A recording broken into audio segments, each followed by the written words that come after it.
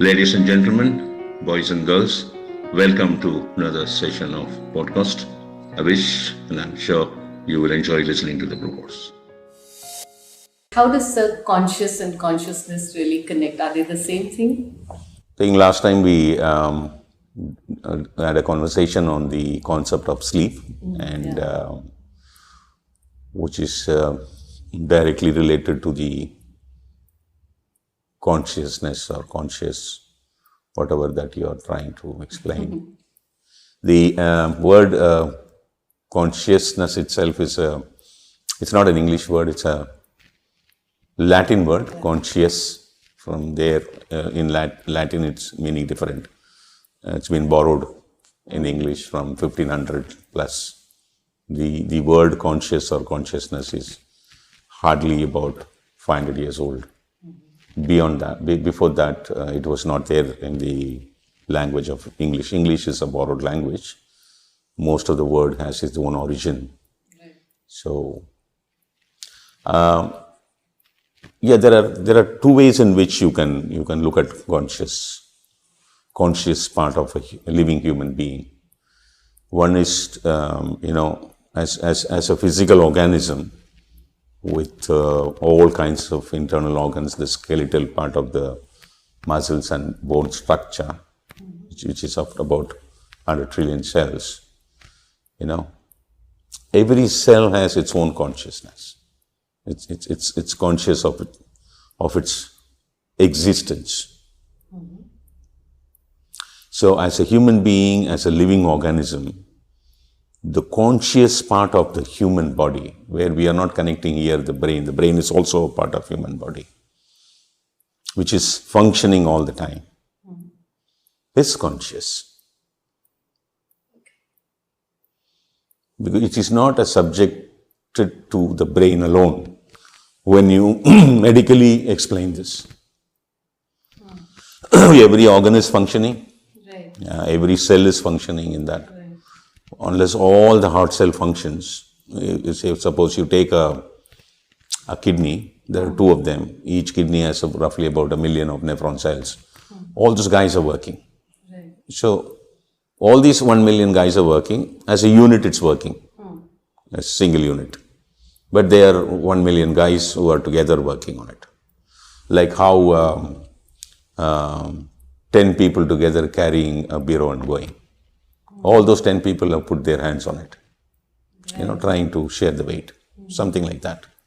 So this overall functioning of the unit is, you can relate it to conscious. They are all aware that they have to work for a unit to function, overall function of living. So conscious is existence. That you are alive and you are existing. It's conscious.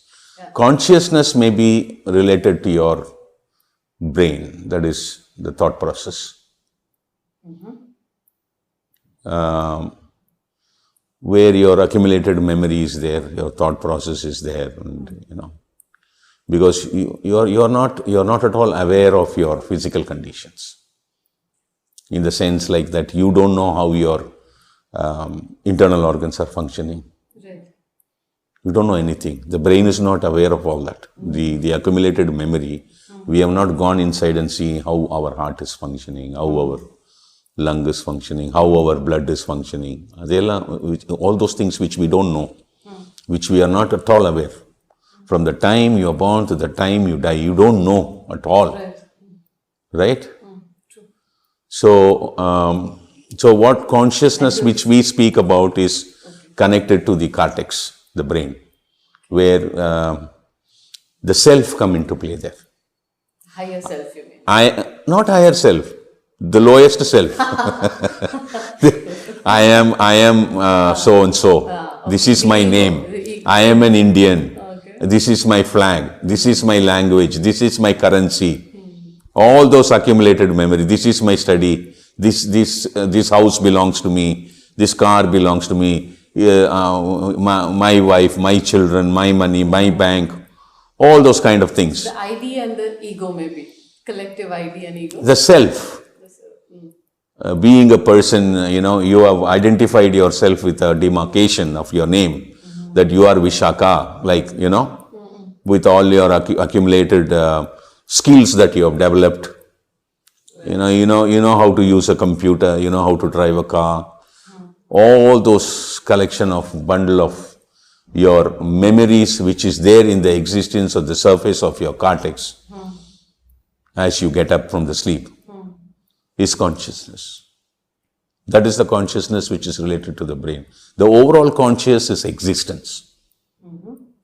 Where existence is nothing other than that you are aware of yourself in total and then you are aware of what's around you. So can we, if you have to define consciousness, is it the maybe a state of being completely or supremely aware of everything through your senses, your mind? Can we call that consciousness? I don't know what you mean by supreme. A consciousness is a consciousness of existence. That's it. You are aware of yourself is basic consciousness. See, the problem even in once upon a time when they started the subject of psychology, psychology must be around 170 years old as it stands now. They started with a concept called study of soul. Study of soul. Study of soul, yeah. And then a lot of argument came up that we can't see soul. We don't know what is the soul. As a substance, we cannot visualize it. We cannot pinpoint the body and say this is where the soul is sitting. Other than then they moved to study of consciousness. Then also after a period of time, then they were having a lot of arguments saying that conscious means, they started dividing it. Unconsciousness is there mainly.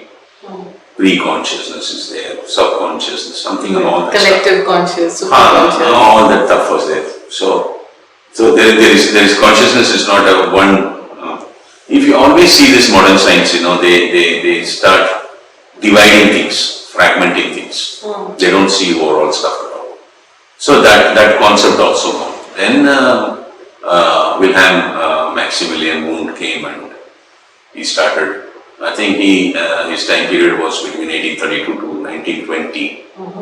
He came and he declared that psychology should be the science of behavior, the output of the human being. Science of behavior is psychology. So psyche means a Greek word called soul. Actually, when it started. But then it became science of behavior. He set up an experimental lab for psychology in the year 1879. He's a German. Then further came Sigmund Freud in 1856. He was born. I think he died in 1939, lived for 83 years. And then he's the one who was the father of clinical psychology. Modern psychology. So consciousness is very well dealt in the field of psychology. Of what it is to be conscious of a person, the cortex, the cognition, the cognitive factors, the cognitive aspects, the cognitive dissonance, the cognitive conflicts. No, it keeps going in a very big way. If you want to really understand this, what is consciousness or conscious or consciousness, it's in my book. In my understanding or my realization, consciousness is only one. It is just existence, that you are aware that you are existing and living. Existence and living are the same. As a live mechanism, a physical organism of an individual, life. You are living, right? You are alive. That's being alive. Conscious of being alive. No, consciousness is being alive. Okay. Unless you are alive, you are conscious.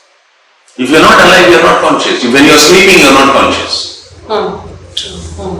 If you faint, you are not conscious. No.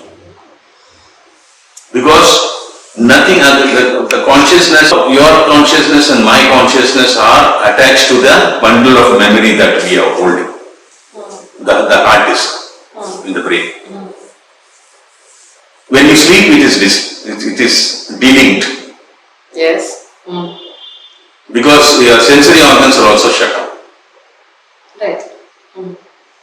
There is something happening inside. What is that? Why do you go to sleep? Then there is a word called coma. Yeah.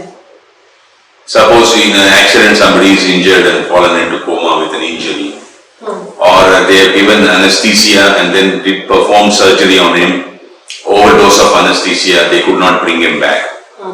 Or something he has eaten, some chemicals, some medicines and all that overdosage which is shut down his function of that consciousness or whatever you call it, he slipped into coma. There are many reasons for coma. Coma is what? You're still alive, you're still existing, you're physically alive, but then the consciousness is not there. So there's something dealing there. After some months, weeks, days, or after some years also they come back. How do they come back? Why were they went to coma? What is happening there? There is no explanation in science. They named it as coma. Coma means you are unconscious. You are not consciously aware of your existence. Your consciousness is shut down. Now, how do you understand this? So that the sheer existence is there, but unconsciously. No consciousness is there. So when you are in coma, all your sensory organs are also shut down. Right. So, If you see when a person is sleeping, his hands should be closed. clenched. Yeah. Your hands should be closed. When sleeping or in coma? When you are in sleeping. When sleeping. You can see your children sleep Children, tomorrow. yeah, I was saying. It's all be closed. The person who is in coma, his hands will be straight. Have you noticed that? Now that you mention it, not before. I've seen that. Okay. People who are in coma, the fingers will be straight. It won't be like this. When you are in the womb, you are like this. Yeah, fetal, the It's fetal closed. position about Okay? When you are an infant, also it's closed. It's too difficult to open the hand of newborn child. Do you know that? Yes, Go yes. off close. Yeah. There's a lot of science behind that. Thank you very much for spending your quality time. Thank you very much for your attention. I wish you enjoyed this session. See you later.